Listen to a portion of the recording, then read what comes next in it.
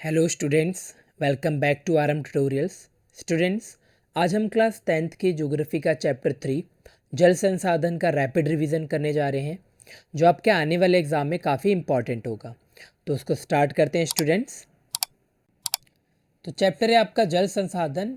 यहाँ इसमें स्टार्टिंग में दे रखा है भारत में जल की महत्ता मीन्स इम्पॉर्टेंस, कमी और इसके प्रबंधन का एक विस्तृत अध्ययन।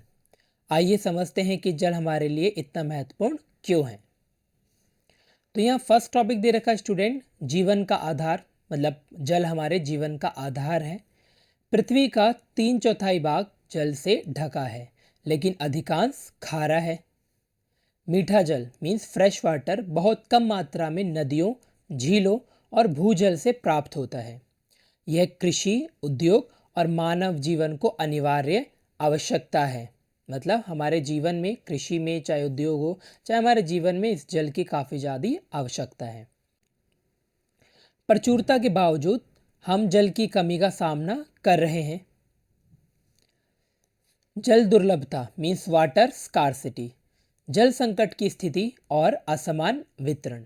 जब लोगों की आवश्यकताओं को पूरा करने के लिए पर्याप्त स्वच्छ जल उपलब्ध ना हो तो उसे जल दुर्लभता कहते हैं, मतलब वाटर स्कार्सिटी कहते हैं। जनसंख्या और अत्यधिक दोहन, इसमें जनसंख्या वृद्धि और इसका अत्यधिक दोहन मतलब ओवर यूज जो हम कर रहे हैं उसके बारे में बताया गया है। तो इधर देखते हैं, तेजी से बढ़ती आबादी के कारण घरेलू और कृषि कार्यों के लिए पानी की मांग में लगातार बढ़ोतरी हो रही है। मतलब पानी की मांग लगातार बढ़ती जा रही है हमारे घरेलू और कृषि कार्यों की वजह से। दूसरा देखें, इसका अत्यधिक दोहन क्या है, व्यावसायिक कृषि और उद्योगों के लिए भूजल का अंधाधुंध प्रयोग जल स्तर को नीचे गिरा रहा है। व्यावसायिक कृषि मतलब जिसका हम यूज़ व्यापार करने के लिए करते हैं। नेक्स्ट टॉपिक स्टूडेंट, प्रदूषण और वर्षा। प्रदूषण की हम बात करें तो औद्योगिक अपशिष्ट मतलब उद्योगों से निकलने वाला वेस्ट,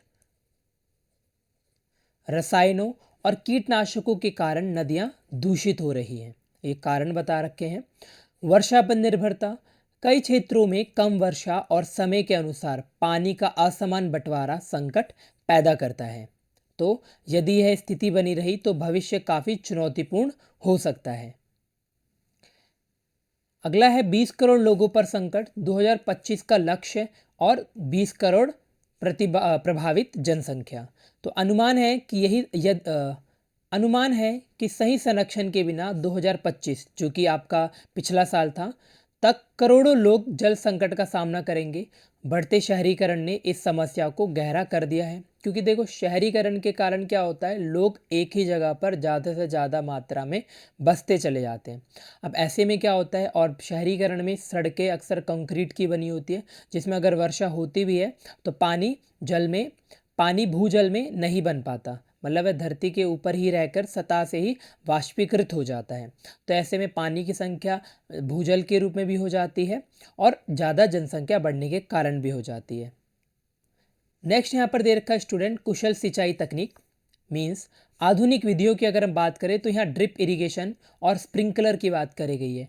तो ये तकनीक जो है पानी की बर्बादी को 50 से 70% तक कम किया जा सकता है इनका अगर हम यूज़ करें तो।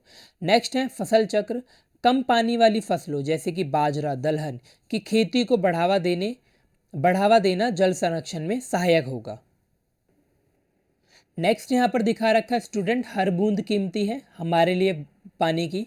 तो इसमें वर्षा जल संचयन, रेन हार्वेस्टिंग के बारे में बता रखा है, जो कि आपके एग्जाम पॉइंट ऑफ व्यू से काफ़ी इंपॉर्टेंट है। यहाँ से अक्सर एग्जाम में क्वेश्चन पूछ ही लेता है।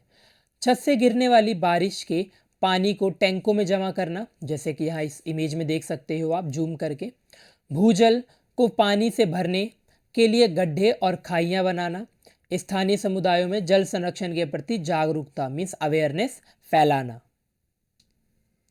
नेक्स्ट यहाँ पर है हर घर नल से जल। तो ये मिशन की शुरुआत करी गई थी 2019 में। इसका मुख्य लक्ष्य ग्रामीण परिवारों को सुरक्षित पेयजल मतलब पीने लायक जल उपलब्ध कराना है। इसका लक्ष्य है प्रत्येक ग्रामीण व्यक्ति को प्रतिदिन 55 लीटर सुरक्षित पेयजल सुनिश्चित करवाना। ठीक है, कितना? 55 लीटर, जो कि वैसे तो ग्रामीण के हिसाब से काफ़ी कमी है, शहरों में इससे तो काफ़ी ज़्यादा यूज़ होता है। अगला है अटल भूजल योजना, भूजल प्रबंधन की इसमें बात करी गई थी। इसकी विशेषता और इसके वितरण की बात करें तो इसकी शुरुआत दिसंबर 2019 में प्रधानमंत्री द्वारा की गई। प्रमुख राज्य जहां पर ये परियोजना लागू करी गई है वह गुजरात, हरियाणा, कर्नाटक, मध्य प्रदेश, महाराष्ट्र, राजस्थान और उत्तर प्रदेश हैं। इसका मुख्य उद्देश्य भूजल संसाधनों का सामुदायिक प्रबंधन और गिरते जल स्तर को रोकना है। सहयोग की बात करें तो विश्व बैंक के साथ संयुक्त पहल है ये एक, तो काफ़ी इंपॉर्टेंट, ये भी आप ध्यान रख सकते हो student exam point of view से। अगला है हमारी ऐतिहासिक विरासत की हम बात करें कि उस समय पर कैसे जल का संचयन किया जाता था। तो प्राचीन तकनीकें, हमारे पूर्वजों ने जल प्रबंधन की अद्भुत प्रणालियाँ विकसित की थी, जिसमें बावड़ी, स्टेपवेल्स, जैसे कि आप यहाँ इमेज में देख सकते हो, ये गुजरात में एक बावड़ी है जिसको रानी की बाव कहा गया है। राजस्थान और गुजरात में गहरे जल स्रोतों की खुदाई की जाती थी। जलाशय, जहाँ पर कुरुक्षेत्र में सरस्वती नदी पर प्राचीन बांधों के प्रमाण, और दक्षिण भारत में सिंचाई के लिए विशाल तालाबों का निर्माण। नेक्स्ट यहाँ दिखा रखा स्टूडेंट बहुउद्देशीय परियोजनाएं, जिसमें डैम्स की बात करी गई है। आधुनिक भारत के इनको मंदिर बताया गया, तो ये भी इंपॉर्टेंट है कि आधुनिक भारत के मंदिर किनको कहा जाता है। नदियों पर ऊंची दीवार बनाकर जल रोकना, जिससे एक साथ कई उद्देश्य जैसे कि सिंचाई, बिजली, बाढ़ नियंत्रण पूरे हो, इसके लिए बांधों का निर्माण किया जाता है। नेक्स्ट टॉपिक है स्टूडेंट एक परियोजना अनेक फायदे, मीन्स जैसे हम बात करें सिंचाई, तो सूखे क्षेत्रों में नहरों के माध्यम से कृषि के लिए पानी उपलब्ध कराना। जल विद्युत मतलब प्रदूषण मुक्त ऊर्जा उत्पादन सुनिश्चित करना और आर्थिक विकास। बाढ़ नियंत्रण, मछली पालन, पर्यटन का विकास। यहाँ पर स्टूडेंट डैम्स की बात करी गई है कि डैम से मतलब बांध जो है वो आपको किस तरीके से फ़ायदा पहुँचाते हैं। तो यहाँ पर ये अलग से देख सकते हो, 3 पॉइंट में दिखा रखा है इसके फ़ायदे। नेक्स्ट पढ़ते हैं हम स्टूडेंट इसमें बांधों के नकारात्मक प्रभाव। अब मतलब बांध बनाने से केवल उसकी पॉजिटिव नहीं बल्कि कुछ नेगेटिव इम्पैक्ट भी पड़ते हैं, उसको भी देख लेते हैं एक बारी।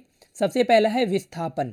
स्थानीय लोगों को अपने घर और आजीविका खोनी पड़ती है, क्योंकि बांध बनने से क्या होता है, जो पानी का फ्लो होता है वो रुक जाता है। अब वो पानी का फ्लो जो रुकता है ये वाला, वो इधर उधर फैलने लग जाता है।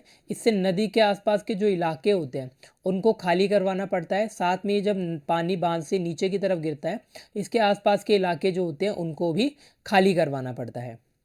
दूसरी अगर हम बात करें पर्यावरण, तो विशाल वन क्षेत्र और उपजाऊ भूमि जलमग्न हो जाती है। सब समुद्र के अंदर ये सब नदियों के अंदर डूब जाते हैं। परिस्थितिकी की बात करें तो जलीय जीवों के प्रवास में बाधा और नदी के प्राकृतिक प्रवाह में बदलाव आ जाता है, क्योंकि बांध का निर्माण करके नदियों का रास्ता डाइवर्ट कर दिया जाता है। अगला है प्रमुख बांध और भविष्य की राह। तो हम अगर प्रमुख बांध की बात करें तो यहाँ पर परियोजना नदी, राज्य और मुख्य कार्य की बात करते हैं। हीराकुंड जो कि महानदी पर बना है ओडिशा में, ये बाढ़ नियंत्रण के लिए कार्य कर रहा है। भाखरा नांगल जो कि सतलुज नदी पर बना है पंजाब में, इसका काम सिंचाई और बिजली का है। इसके हम निष्कर्ष की बात करें तो सतत विकास, सस्टेनेबल डेवलपमेंट के लिए जल का पुनः उपयोग, वर्षा जल संचयन और कुशल प्रबंधन अनिवार्य है। तो स्टूडेंट ये चैप्टर आपका यहीं पर एंड होता है। आई होप इससे आने वाले आपके बोर्ड्स एग्जाम में काफ़ी हेल्प मिलेगी। ये कुछ समय के अंदर आपका पूरा चैप्टर का रिवीजन हो जाता है, साथ में नोट्स भी आपको कुछ इंपॉर्टेंट फैक्ट्स के हिसाब से पता चल जाते हैं। So I hope you like it. Thanks for watching my videos.